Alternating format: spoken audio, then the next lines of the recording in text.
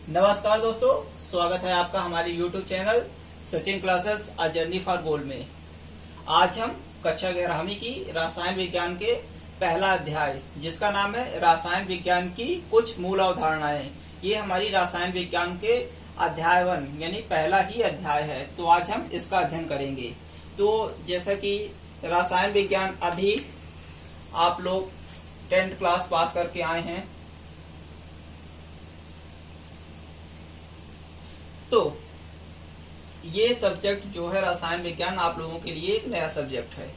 अभी तक आप लोग 10th क्लास में क्या पढ़ते थे? अभी तक आप लोग 10th क्लास में विज्ञान पढ़ते थे, ठीक है ना। अब विज्ञान के ही पार्ट हैं, तो विज्ञान का एक पार्ट रसायन विज्ञान है। तो सबसे पहले हम जानेंगे विज्ञान क्या होता है। तो बच्चों, आपने पिछली कक्षाओं में पढ़ा है प्रकृति के क्रमबद्ध ज्ञान को विज्ञान कहते हैं, यानी प्रकृति के क्रमबद्ध ज्ञान को, क्रमबद्ध मतलब एक तरफ से जो हमारी प्रकृति है उसके क्रमबद्ध ज्ञान को विज्ञान कहते हैं। या फिर हम दूसरे शब्दों में इस तरह भी परिभाषित कर सकते हैं, प्रकृति के क्रमबद्ध सुव्यवस्थित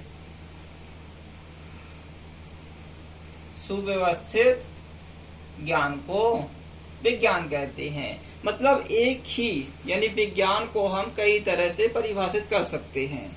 तो अभी हमने जाना विज्ञान को कि विज्ञान क्या होता है। तो विज्ञान क्या होता है बच्चों? प्रकृति के क्रमबद्ध एवं सुव्यवस्थित ज्ञान को विज्ञान कहते हैं। अब विज्ञान को हम जान चुके हैं, तो फिर विज्ञान कितने तरह का विज्ञान होता है? तो विज्ञान की हम इसको बोल सकते हैं शाखाएं। आखिर विज्ञान की शाखाएं कौन कौन सी हैं? तो विज्ञान की शाखाओं के अंतर्गत हम पढ़ेंगे, एक होता है आपका खगोल विज्ञान। ठीक बच्चों, खगोल विज्ञान। हम एक एक तरफ पहले इनकी शाखाएं पूरी लिख लेते हैं कि कौन कौन सी शाखाएं हैं। तो पहला नंबर हो गया बच्चों आपका खगोल विज्ञान। फिर दूसरा हम चलेंगे, खगोल विज्ञान के बाद आप पढ़ोगे भू विज्ञान। ठीक है दोस्तों, दूसरा क्या है? भू विज्ञान। फिर बच्चों तीसरा क्या है? तीसरा हमारा होता है वनस्पति विज्ञान। वनस्पति विज्ञान। फिर और हम आगे जाएंगे तो आपका चौथा नंबर आ जाएगा जंतु विज्ञान। ये सब हमारी विज्ञान की शाखाएं हैं। यानी कि आप मैथ के या फिर बायोलॉजी के विद्यार्थी हैं तो मैं बताऊंगा आपको ये सब्जेक्टों में से ये बस पढ़ना पड़ेगा, जंतु विज्ञान। तो जंतु विज्ञान आपका बायोलॉजी सब्जेक्ट के अंतर्गत जंतु एवं वनस्पति विज्ञान दोनों आ जाएगा। फिर हमारा पांचवा आता है, क्या आता है? भौतिक विज्ञान। भौतिक विज्ञान जिसको आप लोग फिजिक्स बोलोगे, भौतिक विज्ञान। फिर छठवां नंबर मैंने लास्ट में ही लाया है आपका प्यारा रसायन विज्ञान, जिसकी क्लास मैं आपको कंटिन्यू लूंगा। ये हो गया। अब दोस्तों ये खगोल विज्ञान क्या है? खगोल विज्ञान के अंतर्गत हम किन चीजों का अध्ययन करते हैं? तो हम देखेंगे खगोल। खगोल जैसा कि आप इस शब्द का मतलब जान रहे होंगे, खगोल मतलब होता है आकाश, आकाशीय पिंड। तो खगोल विज्ञान के अंतर्गत हम अध्ययन करते हैं जो पिंड हैं। कौन से पिंड है? जो खगोलीय पिंड है। खगोल विज्ञान के अंतर्गत जो खगोलीय पिंड है, जो हमारे अंतरिक्ष में है। खगोलीय पिंड में अपना ग्रह आ जाता है, ग्रह, सूर्य, चंद्रमा, जितनी भी चीजें हैं,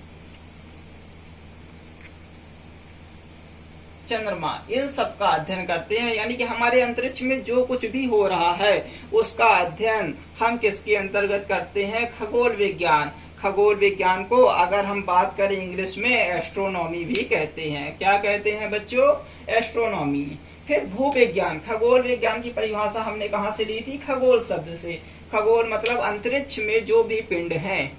तो अंतरिक्ष में यानी किनका अध्ययन करेंगे? यहाँ पास मैं लिखे देता हूं आप लोगों के लिए, अध्ययन करते हैं। यानी कि इसके अंतर्गत खगोल विज्ञान में हम पिंड ग्रह पिंडों में जितने भी ग्रह हमारे आ जाते हैं, जैसे बुध, शुक्र, पृथ्वी, मंगल, बृहस्पति, शनि, अरुण, वरुण, इन सब ग्रहों का अध्ययन, और जो हमारा जैसे सूर्य हो गया, चंद्रमा हो गया, यानी कि अंतरिक्ष में जो कुछ भी हो रहा है उसका अध्ययन हम किसके अंतर्गत बच्चों करते हैं? खगोल विज्ञान के। फिर हमारा आ जाता है भू विज्ञान। तो भू विज्ञान, जैसा कि आप लोग यहाँ देख रहे हो, भू मतलब होता है पृथ्वी या जमीन। तो पृथ्वी में हमारा क्या होता है, हम किसका अध्ययन इसमें करेंगे? पृथ्वी का अध्ययन करेंगे। फिर पृथ्वी के बाद हम पृथ्वी के अध्ययन में हम क्या देखेंगे? पृथ्वी की संरचना कैसी है, संगठन कैसा है, ये सब देखेंगे। और पर्वत देखेंगे, पठार देखेंगे, ये सब, इन सब चीजों का अध्ययन करेंगे। और पठार के साथ हमारी चट्टानें भी आ जाएंगी।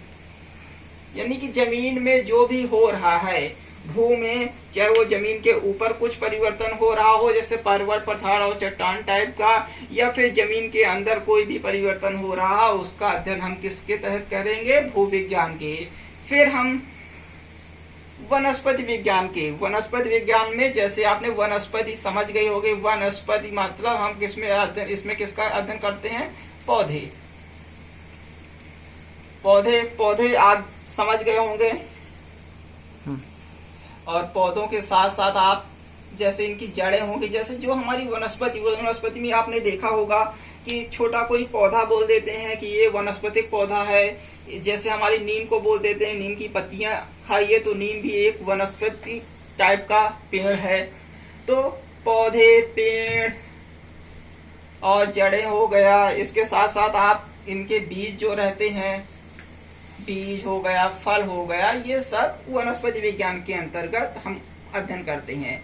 और जंतु विज्ञान के अंतर्गत आप किसके बारे में अध्ययन करेंगे बच्चों? जीव के बारे में। तो जीव में से आपका जीव, मनुष्य भी, यानी हम और आप भी एक प्रकार से जीव हैं। तो जीवों का अध्ययन किया जाता है। फिर हमारी भौतिक विज्ञान में पदार्थ का अध्ययन किया जाता है। पदार्थ क्या होता है बच्चों? ऐसी कोई भी चीज जिसको हम देखते हैं और टच भी कर सकते हैं, वो पदार्थ कहलाता है। तो हम पदार्थ के किसका अध्ययन करते हैं? पदार्थ के भौतिक स्वरूप का। ये हमारा फिजिक्स में आ जाता है। फिर बच्चों हमारी आ जाती है केमिस्ट्री। तो केमिस्ट्री के अंतर्गत हम किसका अध्ययन करते हैं? द्रव्य भी ये पदार्थ होता है। तो इसमें पदार्थ के फिजिक्स में, यानी भौतिक विज्ञान में, हम पदार्थ के भौतिक स्वरूप का अध्ययन करते हैं। और जो रसायन विज्ञान आती है उसमें हम द्रव्य का अध्ययन करते हैं। और इनमें किन चीजों का अध्ययन करते हैं? जैसे द्रव्य का अध्ययन करेंगे तो केवल द्रव्य तो होगा नहीं, द्रव्य की हम इसकी संरचना, संगठन, और इसका अब जैसे संरचना हो गई, संगठन हो गए, और इनके साथ जब इन चीजें आ जाती हैं इसके गुण भी होंगे, तो गुण धर्म का अध्ययन करते हैं बच्चों। ठीक, अब हम आपको इसमें एक नया शब्द मिल गया है, द्रव्य मिला है। तो द्रव्य क्या होता है? ऐसी कोई भी वस्तु या ऐसा कोई भी पदार्थ जिसका आकार होता है और जो स्थान घेरती है, द्रव्य कहलाता है। ठीक है ना? कोई भी पदार्थ जिसका कोई आकार है और जो स्थान घेरता है, द्रव्य कहलाता है। यानी कि कोई भी वस्तु, जैसे आपको ये मार्कर दिख रहा होगा, ये मार्कर ये भी एक द्रव्य है। क्यों? क्योंकि इसका आकार है, ये है, और इसको हम कहीं भी रखेंगे। जैसे मैंने इसको ये बोर्ड में रखा तो इसने स्थान घेरा कुछ, तो ये भी एक द्रव्य है। तो हम इसमें किस चीज का अध्ययन कर सकते हैं? इसमें अगर हम केमिस्ट्री के तहत अध्ययन करेंगे तो इसमें हम देखेंगे कि ये जो इसमें प्लास्टिक यूज हुआ है, ये कैसा प्लास्टिक है, प्लास्टिक किन चीजों से मिलकर बना है, इसका जो संगठन है। तो ये संगठन में अगर आप बाहर की बात करें तो भौतिक में आपको ये दिख जाएगा केवल कलर। अगर आप यहाँ भौतिक विज्ञान के अंतर्गत क्या केवल आप इसका क्या देख सकते हैं? कलर देख सकते हैं। और क्या जान सकते हैं, ये प्लास्टिक का बना हुआ है, ये भौतिक में आ जाएगा। फिर जो हमारी केमिस्ट्री आएगी तो उसमें के अंतर्गत हम ये देखेंगे ये प्लास्टिक किस चीज का बना हुआ है, इसके अंदर जो हमारा ये मार्कर का ये निब है ये किस चीज का है, किस काम में आता है, यानी कि जो इसके अंदर ये जो चीजें दिख रही है इसके आंतरिक स्वरूप क्या है, ये अंदर इसमें क्या क्या चीजें मिलाई गई हैं। जैसे हमारा ये व्हाइट बोर्ड है, ये व्हाइट बोर्ड आपको दिख तो रहा है व्हाइट कलर का, अब इसके अंदर और क्या क्या चीजें हैं, किन किन चीजों से, छोटी छोटी चीजों में, जैसे आपने देखा होगा लुगदी जो रहती है हमारी उससे हम कागज का निर्माण करते हैं। तो जो लुगदी हो गई बैकग्राउंड में जो रहता है उसका अध्ययन हम रसायन विज्ञान के अंतर्गत करते हैं। तो बच्चों इसको मैं अब मिटा देता हूं। अगर आपको कोई चीज है तो आप यहां से लेकर यहां तक इसका स्क्रीनशॉट ले सकते हैं। ये हमारी विज्ञान की शाखाएं हैं। नंबर 1 में है खगोल विज्ञान, जिसके अंतर्गत हम पिंड, ग्रह, सूर्य एवं अन्य आकाशीय पिंड, कोई भी पिंड है उनका अध्ययन करते हैं। फिर हमारा आ जाता है भूविज्ञान, जिसके अंतर्गत हम पृथ्वी, पर्वत, पठार, चट्टान का अध्ययन करते हैं। फिर दोस्तों आपके दिमाग में ये क्वेश्चन आता है हम पिंड में क्या देखते हैं, तो हम इन हर चीजों में इनकी संरचना, इनका संगठन, इनके गुण धर्म, जैसे आप खगोल पिंडों में जो ग्रह रहते हैं तो आपने सोचा होगा कि लोग बाग मंगल ग्रह, आपने मंगल ग्रह का नाम सुना होगा, इसकी एक मूवी भी बनी है। तो आपने जैसे जानते हैं कि मंगल ग्रह पर इन्होंने पानी की खोज की है, सर्च कर रहे हैं, रिसर्च किया जा रहा है, हमारे वैज्ञानिक लोग रिसर्च कर रहे हैं क्या मंगल पर जीवन संभव है। तो ये सब अध्ययन हमारा किसके अंतर्गत होता है, खगोल विज्ञान के ही अंतर्गत होता है। चंद्रमा में क्या होता है, चंद्रमा किन चीजों से मिलकर बना है, चंद्रमा का प्रकाश कितना है, और जैसे सूर्य है, सूर्य के प्रकाश को जमीन में आने में कितना टाइम लगता है, इन सब चीजों का अध्ययन हम खगोल विज्ञान के अंतर्गत करते हैं। फिर इसी तरह भू विज्ञान जो है तो उसमें हम अपनी पृथ्वी की संरचना, ये पृथ्वी की जैसे परतें होती हैं, भूपर्पटी, प्रवार, क्रोड, इन सब चीजों का अध्ययन करते हैं। फिर हम पर्वतों में भी कई तरह के पर्वत होते हैं, तो पर्वत वलयाकार हैं, किस तरह का पर्वत है, आखिर ये वलयाकार है तो क्यों वलयाकार है, तो इन सब चीजों का अध्ययन करते हैं। चट्टान है, चट्टान कैसी बनी है, जैसे हम देखते हैं संगमरमर की चट्टान, पत्थर की चट्टान, तो संगमरमर पत्थर की चट्टान कैसे बनी, मतलब भू विज्ञान के तहत हम इन सब चीजों का अध्ययन करते हैं।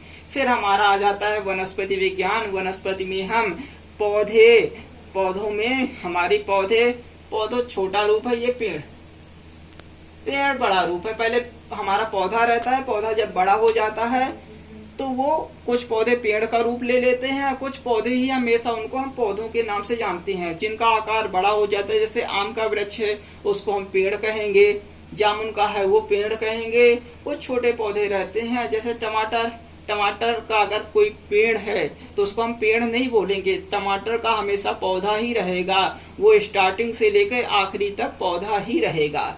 तो हम पेड़ हो यानी कुछ वनस्पतिक पेड़ होते हैं, जैसे हमारा अर्जुन, जिसको हम गांव की लैंग्वेज में कहुआ बोलते हैं, वो भी हमारा एक वनस्पतिक पेड़ होता है। यानी ऐसा कोई भी पेड़ या पौधा जिसका कोई भी पार्ट, चाहे हम उसकी पत्ती की बात करें या जड़ की बात करें या तना की बात करें, किसी भी पार्ट को हम अगर दवाई औषधि के रूप में, वनस्पति के रूप में उपयोग करते हैं तो वो सब अध्ययन किसके अंतर्गत किया जाता है दोस्तों, वनस्पति विज्ञान के। अब देखिए इसमें मैं और आपको एक चीज बता रहा हूं। अभी क्या है दोस्तों, बच्चों अभी हमने क्लास स्टार्ट की है, तो अभी मैं आपको बहुत ज्यादा केमिस्ट्री के अंदर नहीं ले जा रहा हूं। हमारी जो 1-2 क्लास चलेंगी वो आपके टॉपिक से ही रहेंगी, लेकिन आपको समझाने के लिए वर्तमान परिस्थितियों से इनको जोड़ते हुए मैं समझाने की कोशिश करूंगा। तो जो हमारा जैसे वनस्पति विज्ञान है, तो आपने सुना होगा बाबा रामदेव ने अभी कौन सी दवाई बनाई है, कोरोनिल,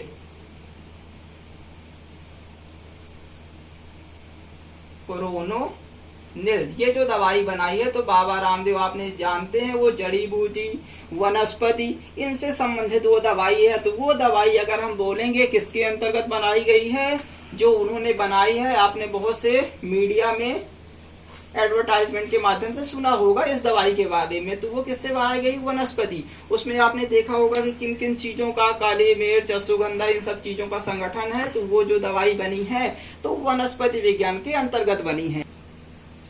हाँ बच्चों, तो फिर हमने 3 तक देख लिया। फिर हमारा चौथा नंबर आ जाता है जंतु विज्ञान। तो जंतु विज्ञान में हम जीव जंतुओं में मनुष्य भी आ जाता है। तो मनुष्य के शरीर में क्या क्या होता है, इन सब चीजों का अध्ययन करते हैं। जो व्यक्ति यानी जो स्टूडेंट आगे चल के नीट का एग्जाम देंगे, फिर MBBS बनने जाएंगे, यानी डॉक्टरी फील्ड में कुछ भी पढ़ाई करेंगे, तो उनको जीव जंतुओं के बारे में ही पढ़ना पड़ेगा। जैसे आप लोग देखते होंगे, बोलते हैं कि वो मनुष्यों का डॉक्टर है, कोई लोग जानवरों के डॉक्टर रहते हैं, तो सब जीव जंतु के अंतर्गत आते हैं। जो मनुष्य का डॉक्टर के लिए MBBS की पढ़ाई करेगा तो वो मनुष्यों के बारे में पढ़ेगा, और जो जानवरों वाला रहेगा तो वो किनकी पढ़ाई करेगा? वो जानवरों के बारे में जानेगा। तो ये हमारा जंतु विज्ञान के अंतर्गत आ जाता है। फिर हमारा आ जाता है भौतिक विज्ञान। भौतिक विज्ञान में मैंने आपको बताया है भौतिक स्वरूप क्या होता है। यानी कि आप जैसे किसी व्यक्ति से जब मिलते हैं, जैसे कोई ये व्यक्ति है, जैसे ये कोई व्यक्ति है, इससे आप मिलने जाएंगे तो सबसे पहले आप इसमें क्या देखेंगे? ये व्यक्ति का आप अगर दूर से देख रहे हैं तो आप इसकी हाइट हल्का सा देख सकते हैं कि ये व्यक्ति की लंबाई कितनी है। ये इसका भौतिक स्वरूप है। और पास में जाएंगे तो आप इसका कलर देख सकते हैं कि ये गोरा है, काला है, कैसा है। तो ये इसका भौतिक स्वरूप है। ठीक, फिर आप और पास से ऐसे ही देखेंगे तो देखेंगे ये कौन से कपड़े पहना है, ये सब, यानी कि जो आप उसका बाहर से ही उसको देख सकते हैं, यानी कि बिना उसके आंतरिक कोई भी पार्ट नहीं, जो अपन बाहर से ही अपन को दिख रहा है, तो वो हो जाता है उसका भौतिक स्वरूप। चाहे किसी भी व्यक्ति का हो या फिर कोई भी पदार्थ की बात करें, तो ये उसका भौतिक स्वरूप होता है। किसी भी चीज को देख के ही, टच करके ही बता देना, ये उसका भौतिक स्वरूप होता है। फिर हम आ जाते हैं रसायन विज्ञान। रसायन विज्ञान में हमने आपको बताया द्रव्य का अध्ययन करते हैं। द्रव्य क्या होते हैं? ऐसी कोई भी वस्तु, ऐसा कोई भी पदार्थ जिसका आकार होता है और जो स्थान घेरती है, वो क्या कहलाता है? हमारी वो वस्तु क्या कहलाती है? द्रव्य कहलाती है बच्चों। तो द्रव्य में, रसायन विज्ञान में जो हमारे द्रव्य हैं, तो द्रव्य की संरचना देखी जाती है, संगठन देखा जाता है और उनका गुणधर्म देखा जाता है। और हम आपको बता दें, ये जो द्रव्य है, तो अगले लेक्चर में द्रव्य का हम पूरा एक क्लास रहेगी, क्योंकि आपकी 11वीं में आगे द्रव्य है, सिलेबस में है, द्रव्य की प्रकृति कैसी होती है, द्रव्य की अवस्थाएं क्या होती हैं, हम इन सब चीजों का विस्तृत अध्ययन करेंगे। तो आपको ये द्रव्य का कॉन्सेप्ट क्लियर हो जाएगा। फिर हम आपको, अब हमको पढ़ना क्या है बच्चों? रसायन विज्ञान। तो हमने ये आपको ओवरव्यू अभी बता दिया, रसायन विज्ञान कहाँ से आई और कौन कौन से विज्ञान होते हैं। तो ये सब विज्ञान हैं, ये सब विज्ञान के ही अंग हैं। फिर अभी हम देखेंगे कि रसायन विज्ञान के इसकी भी कुछ शाखाएं हैं। इस रसायन विज्ञान की भी शाखाएं हैं, भौतिकी की भी शाखाएं होती हैं, जंतु विज्ञान। इन विज्ञानों को भी अगर सूक्ष्म रूप में डिवाइड किया जाए तो इनकी भी कुछ शाखाएं हैं। तो हमें इन सब्जेक्ट की शाखाएं इसमें नहीं पढ़ना, हमारा सब्जेक्ट है रसायन विज्ञान। तो हम रसायन विज्ञान की जो भी शाखाएं होंगी उसका अध्ययन करेंगे, आखिर रसायन विज्ञान की और कौन कौन सी शाखाएं हैं। तो ठीक है बच्चों। हाँ तो दोस्तों, मैंने आपको बोला था रसायन विज्ञान की जो परिभाषा है, रसायन विज्ञान की परिभाषा क्या होती है। जैसा कि आपने जाना है, यह विज्ञान की एक शाखा है। तो विज्ञान की कौन सी शाखा है, मैंने आपको इसमें यह भी बता दिया था किन चीजों का अध्ययन किया जाता है। तो विज्ञान की वह शाखा जिसमें पदार्थ के संगठन, यानी संगठन का मतलब क्या हुआ, जो कोई भी पदार्थ है किन चीजों से मिलकर बना है, उसका संश्लेषण, उसके गुणधर्म और उनसे होने वाली अभिक्रियाओं का अध्ययन किया जाता है। तो दोस्तों, विज्ञान की वह शाखा जिसमें पदार्थ के संगठन, संश्लेषण, गुणधर्मों और अभिक्रियाओं का अध्ययन किया जाता है, रसायन विज्ञान कहलाता है। ठीक है दोस्तों। फिर आता है रसायन विज्ञान के विकास की बात करेंगे, यानी विकास। विकास का मतलब हो गया रसायन विज्ञान की ओरिजिन कैसे हुई है। आखिर हमको विज्ञान से रसायन विज्ञान अलग करने की जरूरत क्यों पड़ी? तो ये हम इसमें देखेंगे इसका विकास कैसे हुआ। विकास किसकी बात कर रहे हैं? रसायन विज्ञान के विकास की बात कर रहे हैं। तो जो हमारे पूर्व वैज्ञानिक लोग थे, यानी कि जो महर्षि पहले हुआ करते थे, जैसे आपने सुना होगा महर्षि कणाद, महर्षि सुश्रुत, इन सब लोग यही पहले के, इनको अगर आप महर्षि भी बोल सकते हैं, साइंटिस्ट भी बोल सकते हैं, जो भी आप जो अच्छा पढ़ा लिखा रहता है उसको जो भी नाम देना चाहते हैं आप इन लोगों को वह नाम दे सकते हैं। जैसे आर्यभट्ट थे, उन्होंने शून्य की खोज की तो आर्यभट्ट को गणितज्ञ की उपाधि दी गई थी। इसी तरह ये भी उस टाइम के एक तरह से वैज्ञानिक थे। जैसे आप लोग हो, अगर आप लोग कोई भी ऐसी चीज की खोज कर लोगे जो अभी नहीं है, जैसे आप लोग पानी से कोई कार चला दो तो ये एक नई खोज हो जाएगी। लोग बात सोच तो रहे हैं, लेकिन अगर आप चला के दिखा दोगे तो आप ही एक वैज्ञानिक कहलाओगे। आपको ये ना देखेंगे कि ये अभी 11वीं का विद्यार्थी है, उसको आपको यही बोलेंगे यह एक वैज्ञानिक है। तो उसी तरह पहले के जो वैज्ञानिक रहा करते थे, अभी तो वो केवल खोज कर रहे हैं, मतलब हमारे और आपकी तरह हैं। जैसे सपोज डेट हम लोग कोई खोज करने वाले हैं, तो उसी तरह उन लोगों को इन सब चीजों में जानने की रुचि थी। तो जानने की रुचि किस तरह से आई? तो उस टाइम में दो चीजें थी। आपने सुना होगा एक नाम पारस पत्थर का नाम आपने सुना होगा, ठीक है ना। तो उस टाइम में एक पारस पत्थर था। पारस पत्थर में कौन सा गुण पाया जाता था बच्चों? पारस पत्थर में गुण पाया जाता था लोहे को सोना बनाने का। पारस पत्थर क्या कर देता था बच्चों? लोहे को सोना बना सकता था। पहला गुण ये था। और अगर हम दूसरे गुण की बात करें तो दूसरे गुण में आप देखेंगे अमृत। अमृत क्या होता है? आपने देखा होगा लॉकडाउन में खूब रामायण देखी होगी, खूब महाभारत देखी होगी। इसके पहले के जो भी जैसे कृष्णा ये सब सीरियल आते होंगे, उसमें आपने बहुत जगह अमृत सुना होगा। तो अमृत क्या होता है? जिससे अमरत्व प्राप्त हो सके। इसमें कौन सा गुण होता था? अमरत्व का गुण होता था। तो जो ये दो चीजें हैं, ये वैज्ञानिकों के मन में एक कौतूहल का कारण थी। आखिर पारस पत्थर में क्या ऐसी चीज है जो लोहे को सिर्फ छूने मात्र से ही सोना बना देता है? जो पारस पत्थर था वो लोहे के संपर्क में आए। जैसे ये हमारा ये सपोर्टेड ये पारस पत्थर है और ये हमारा लोहा है, तो ये इसको मैं अगर इसके संपर्क में लाया तो ये सोना बन जाएगा। तो उस टाइम के जो वैज्ञानिक थे उनके मन में यह तीव्र इच्छा थी, आखिर पारस पत्थर में कौन सी चीज है, किन चीजों से मिलकर बना है। जैसे आपने पत्थर तो देख लिया होगा, सपोज दैट ये पारस पत्थर है, ये पारस पत्थर है। अब उन्होंने देख तो लिया बाहर से पत्थर तो पत्थर जैसा दिखेगा, या फिर कुछ कलर दिखाई देगा, काला भूरा नीला पीला जो भी होगा वो कलर दिखाई देगा इसका। तो वैज्ञानिकों के मन में ये इच्छा थी कि ये बाहर से तो ऐसा दिख रहा है, यानी कि इसकी भौतिक संरचना या भौतिक गुणधर्म जो कि हम फिजिक्स में पढ़ेंगे तो वो ऐसा है, ठीक है ना। ये गोलाकार है, आयताकार है, ठीक है, मोटा है, पतला है, तो ये उसकी भौतिक संरचना हो गई। लेकिन उसके अंदर ऐसा कौन सा गुण है जो लोहे को सोना बना सकता है? तो उसके लिए इसके संगठन को जानने की इच्छा हुई कि आखिर यह पारस पत्थर किन छोटे छोटे कणों से, जैसे आपने देखा होगा आप किसी भी पत्थर को जब तोड़ते हैं, सपोज दैट ये हमारा कोई भी पत्थर है, आप इसको तोड़ते हैं तो ये आपका पत्थर जो रेत होती है तो रेत के छोटे छोटे कण टाइप में आपको दिख जाते हैं, ठीक है ना। तो ये इसी तरह पारस पत्थर के संगठन को जानने की इच्छा हुई कि आखिर किन पदार्थों में ऐसी कौन सी चीज है जो पारस पत्थर के अंदर है जो लोहे को सोना बना देती है। जैसे अगर हम व्यवहारिक जीवन में देखें तो आप किसी से अगर मिलेंगे तो वो आपको बाहर से उतना अच्छा ना जान पाएगा, केवल आपको देख के।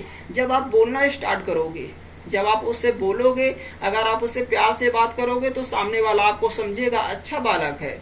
अगर आप उससे वही गाली देके या फिर कोई अभद्र लैंग्वेज से बात करेंगे तो वो बोलेगा बड़ा शैतान लड़का है, कैसा लड़का है, कैसी इसकी परवरिश है, कैसे इसके गार्जियन है, क्या बोलता है, ठीक है। तो उसी तरह जो आपको देख के वो आपके बारे में नहीं समझ सकता, आपको देख के वो यही जानेगा गोरा है, मोटा है, लंबा है, पतला है, दुबला है, ठिगना है, ये। लेकिन अगर जब आप बोलेंगे तो आपके अंदर कौन कौन से गुण हैं, जो आपकी आवाज निकलेगी, आपकी वाणी में कितना मधुरपन है, कितना तीखापन है, तो उससे तो जो आपके अंदर से निकलेगा मधुरपन, जो आपकी वाणी निकालेगी, वो उन सब चीजों का अध्ययन हम केमिस्ट्री में बोलते हैं, अगर मैं मानव जीवन में बात करूं। ठीक है। तो फिर दूसरा तत्व क्या है? अमृत। अमृत, अब वैज्ञानिकों ने देखा आखिर ये जो पानी है, अमृत भी आप देखते होंगे वो आम रस तो रहता नहीं है, ये नींबू रस या अनार का जूस है, ठीक है ना। तो अमृत भी नॉर्मली एक पानी की तरह होता है। जैसे दोस्तों आपने बच्चों देखा होगा दो तरह का पानी होता है, वो गंगा जल आपने सुना होगा, आपने गंगा जल के बारे में सुना होगा। तो बोलते हैं गंगा के जल को कई सालों तक रखने के बावजूद भी इसमें क्या नहीं पड़ते हैं? कीड़े नहीं पड़ते हैं। और जो एक साधारण जल होता है उसको महज 2 या 3 दिन रखने से इसमें कीड़े पड़ जाते हैं। तो आखिर गंगा जल में ऐसी कौन सी चीजें हैं? तो गंगा जल के बारे में हमने रिसर्च कर लिया है। इसमें क्या होता है? बैक्टीरियोफेजेस नाम का वायरस होता है, जो गंगा के जल को सड़ने नहीं देता है, खराब नहीं होने देता है। तो उसी तरह वैज्ञानिकों के मन में यह इच्छा थी, अमृत ये भी पानी के जैसा है, लेकिन इसमें ऐसा कौन सा गुण है जो हमें अमृत मतलब कि जो कभी न मरे, अमर हो जाए, ऐसा गुण है। तो इन 2 चीजों के कारण वैज्ञानिकों ने रसायन विज्ञान को, मतलब इसके एक छोटे छोटे रूप को जानने की उनके मन में प्रबल इच्छा हुई। तो पहले जो वैज्ञानिक थे, तो हम ये अभी बता देता हूं मैं आपको, रसायन विज्ञान को और किस नाम से उस टाइम में जानते थे। तो बच्चों अब हमारी क्लास करीब 1 या 2 मिनट की और है, फिर आप लोग बताइएगा आपको हमारी क्लास कैसी लगी। और जो भी विद्यार्थी, आप यहाँ जूम करिए यहाँ, जो भी विद्यार्थी कक्षा 11वीं के हैं, जो हमारे विद्यार्थी कक्षा 11वीं के हैं, उनके लिए ये क्लास है। आपने देखा होगा यहाँ मैं 11वीं की हिंदी में ही हमारी पूरी क्लास लगेगी। अगर इंग्लिश वाला कोई बच्चा हमारे वीडियो को देख रहा हो, इंग्लिश वाला अगर बच्चा हो तो वो हमें बता देगा, तो हम इंग्लिश की भी क्लास लाएंगे। अदरवाइज अगर कोई बच्चा नहीं होगा तो हमारी हिंदी वाली क्लास ये चलेगी। तो जो भी बच्चा जो कक्षा 11वीं में 10वीं का रिजल्ट आ चुका है, तो जिसका भी आप सपना हो कि वो साइंस लेगा, यानी कि चाहे वो मैथमेटिक्स ले या बायो ले, ये 2 सब्जेक्ट हैं, मैथ और बायो। इन दोनों सब्जेक्ट में अगर कोई सब्जेक्ट लोगे तो आपको केमिस्ट्री पढ़ना ही पड़ेगा। तो जो बच्चा अगर 11वीं का जो हमारे वीडियो को देख रहा हो, तो वो कमेंट जरूर करे। आपको कमेंट करना है, आप उसमें कमेंट करेंगे मैं 11वीं का हूँ, चाहे आपके वो पेरेंट्स की आईडी हो, किसी की भी आईडी से, जहां से भी हो आप। अगर आप वीडियो देख रहे हो, आप इसमें कमेंट करो, ठीक है ना बच्चों। आप कमेंट करना तो मुझे भी पता चलेगा आखिर कितने कक्षा 11वीं के बच्चे हैं जो मेरे वीडियो को देख रहे हैं। तो बच्चों आज मैं बहुत ही धीरे धीरे पढ़ा रहा हूँ, एकदम बेसिक सी चीजें आपको रसायन विज्ञान से रूबरू करा रहा हूँ, क्योंकि आपके लिए यह एक नया सब्जेक्ट है। आपने बहुत से जो 12वीं के बाद या और आगे कहीं फ्यूचर में बीएससी कर रहे होंगे, यानी कुछ भी कर रहे होंगे, उनसे पूछिएगा तो सब बोलेंगे केमिस्ट्री बहुत ही बोरिंग, यानी बहुत ही कठिन सब्जेक्ट है। तो बच्चों मैं आपको यकीन दिलाता हूँ, अगर आप मेरे साथ जुड़े रहेंगे तो आपको ये जो रसायन विज्ञान है, केमिस्ट्री है, ये आपको, जैसे आपने अभी तक हिंदी पढ़ी है ना, जैसे आप हिंदी एकदम आसानी से कविता कहानी के माध्यम से पढ़ लेते थे, तो मैं रसायन विज्ञान को कविता और कहानी की तरह समझाऊंगा। और आपको यही सब्जेक्ट जो सब लोग बोलते हैं बहुत बोरिंग है, बहुत टफ है, आपको बहुत ही इजी लगेगा। तो कक्षा 11वीं के बच्चे कमेंट जरूर करेंगे। कमेंट करेंगे तो उनके लिए मैं और नई सुविधाएं लाऊंगा, इनकी पीडीएफ भी प्रोवाइड कराऊंगा। तो उनके लिए मैं कुछ नई चीजें लाऊंगा, जैसे पीडीएफ हो गया। हम पर्सनल ऑनलाइन भी जूम ऐप के थ्रू एकदम फ्री में जुड़ेंगे और आपके जो डाउट होंगे हम अपना एक ग्रुप बनाएंगे। ग्रुप के थ्रू जो भी क्वेश्चन आपका होगा आप उसमें मैसेज कर लोगे, चाहे वो ग्रुप व्हाट्सएप के थ्रू हमारा बने या फिर टेलीग्राम के थ्रू बने। तो केवल आप लोगों के लिए ही हमारे चैनल में ये सुविधाएं दी जाएंगी। तो मैं अभी हम कहाँ थे, रसायन विज्ञान के मैं और उपनाम बताने जा रहा था। तो बच्चों ध्यान देना, जो भी 11वीं का बच्चा है, क्योंकि हमारी क्लास जिस दिन से आप बोलोगे आज से, कल से या फिर एक हफ्ते बाद से, उस दिन से रेगुलर आएंगी। जब 8-10 बच्चे या फिर कई बच्चे जुड़ जाएंगे मेरे साथ, तो मुझे लगेगा कि भाई कोई बच्चा 11वीं का है जो मेरे वीडियोस को रेगुलर देख रहा है, तो मैं आपको आप जिस दिन से बोल दूंगे, अगर आप बोलोगे सर कल ही सी वीडियो लाओ तो मैं कल से ही लाऊंगा, अदरवाइज आप बोलोगे एक हफ्ते बाद लाओ तो मैं एक हफ्ते बाद लाऊंगा, मुझे कोई दिक्कत नहीं है। बस ये क्योंकि मैं वीडियोस आप लोगों के लिए ला रहा हूं। तो कहा थे हम, मैं रसायन विज्ञान के आपको उपनाम बता रहा था। उपनाम का मतलब ये हुआ, पहले रसायन विज्ञान को क्या बोलते थे प्राचीन काल में, यानी कि बहुत पहले तो केमिस्ट्री थी नहीं, हम जैसे खोज कर रहे थे, तो जब कोई भी चीज की खोज होती तो तुरंत तो उसका एकदम फिक्स नाम नहीं रहता, धीरे धीरे नाम बदलता रहता है। तो पहले रसायन विज्ञान को कीमिया भी कहा जाता था। एक नाम क्या हो गया इसका, कीमिया। इसी से कीमिया जो है, इसी से हमारा क्या बना है, केमिस्ट्री बना है। जो हमारा इंग्लिश शब्द केमिस्ट्री है वो कीमिया से ही बना है। इसके अलावा रसायन विज्ञान को, जैसा कि आपने जाना होगा, पहले लोगों के मन में ये था अमृत वनस्पति, जो वनस्पति विज्ञान थी, तो हमारे रसायन विज्ञान को औषध विज्ञान या फिर और इसको बोले तो इसको रस विद्या भी कहा जाता है। रस विद्या का नाम क्यों दिया गया, क्योंकि इसमें हमने देखा है ये अमृत का गुण, ये अमृत क्या हो गया, एक रस हो गया, रस विद्या, या फिर आप इसको बोल सकते हैं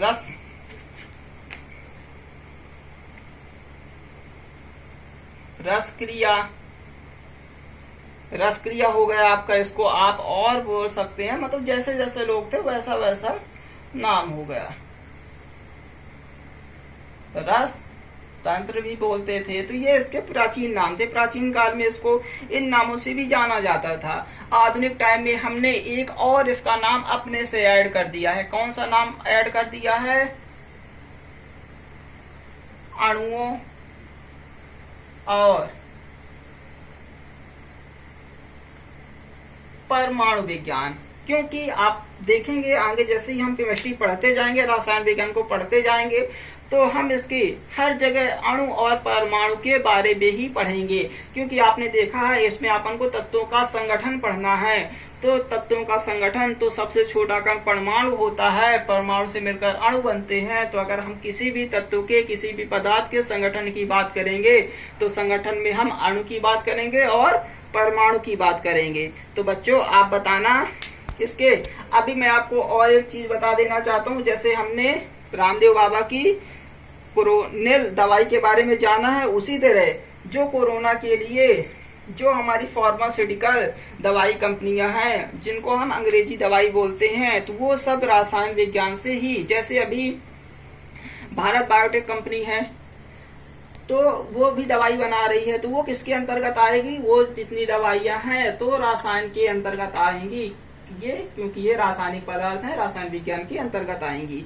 तो दोस्तों अब हम जो हमारी अगली क्लास लगेगी, तो उसमें मैं आपको रसायन विज्ञान के महत्व के बारे में बताऊंगा कि रसायन विज्ञान का महत्व कहाँ कहाँ है आपके दैनिक जीवन में, आपकी खाने, पहनने, खेलने कूदने, जो भी चीजें जो आप यूज करते हो, जो आप कपड़े यूज करते हो, जो आप घर में मसाले यूज करते हो, जो आप खाना खाते हो, जिस दवाइयों को आप खाते हो, क्या उसमें रसायन है, यानी कि आपके दैनिक जीवन में रसायन किस तरह महत्वपूर्ण है, इन सब चीजों को अध्ययन करेंगे। सबसे मेन बात है आप हमसे जुड़िए, आप कमेंट में बताइए, फिर हम आप लोगों का एक ग्रुप बना लेंगे।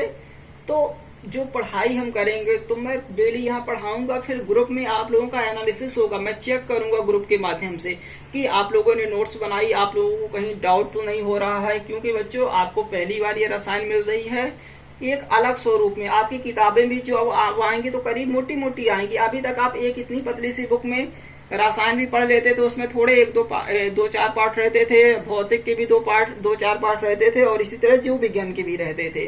तो अब आपको रसायन विज्ञान की एक अलग किताब मिलेगी। आपको रसायन विज्ञान की बेसिक समझ एकदम आपको जीरो से ही मैं पढ़ाऊंगा कि रसायन विज्ञान कैसे, जैसे आपको आज की क्लास कैसी लगी, मेरे पढ़ाने के तरीके से आप समझ गए होंगे। मैं आपको एक दो और ऐसी बेसिक क्लास लाऊंगा। आप कमेंट करो, मेरे से जुड़ने का प्रयास करो। तो दोस्तों बच्चों, मैं अपनी क्लास यहीं खत्म कर रहा हूँ। आप लोग अच्छे रहो, मस्त रहो। रिजल्ट जैसा भी आया हो, आप टेंशन ना लेना कि हमारा रिजल्ट बहुत कम आया है। तो आप लोगों के लिए एक मोटिवेशन है। आप 11वीं में अच्छा पढ़ो, 12वीं में अच्छा पढ़ो, क्योंकि 10th का रिजल्ट ज्यादा मायने नहीं रखता। रिजल्ट मायने रखता है 12th का। 10th का रिजल्ट केवल आपका बर्थ सर्टिफिकेट है, केवल ये बर्थ सर्टिफिकेट, क्योंकि 12वीं की जो मार्कशीट आपकी आएगी उसमें डेट ऑफ बर्थ नहीं रहती। तो 10वीं का जो आपका रिजल्ट है, मैं ये नहीं कहता कि ये इम्पोर्टेंट नहीं है तो आप 40 नंबर ले आओ, 40% ले आओ, इम्पोर्टेंट है। लेकिन अगर आपके आए हैं 50, 60, 60%, आप फर्स्ट डिवीजन हो तो आप बहुत अच्छे हो। अगर आप ये ना देखना कि मेरे 95 नहीं आए, 98 नहीं आए, 99 नहीं आए, मेरा कोई दोस्त 95 स्कोर कर ले गया है, मैं 70 ही स्कोर कर पाया हूं, तो आप इस चीज की टेंशन ना लो। आप और आगे मेहनत करो। आप 12वीं में जो आपसे आगे हैं आप उनको पीछे करो, उनके साथ में ले आओ, लेकिन इसके साथ आपको चीजों की समझ रहनी चाहिए। तो बच्चों, धन्यवाद।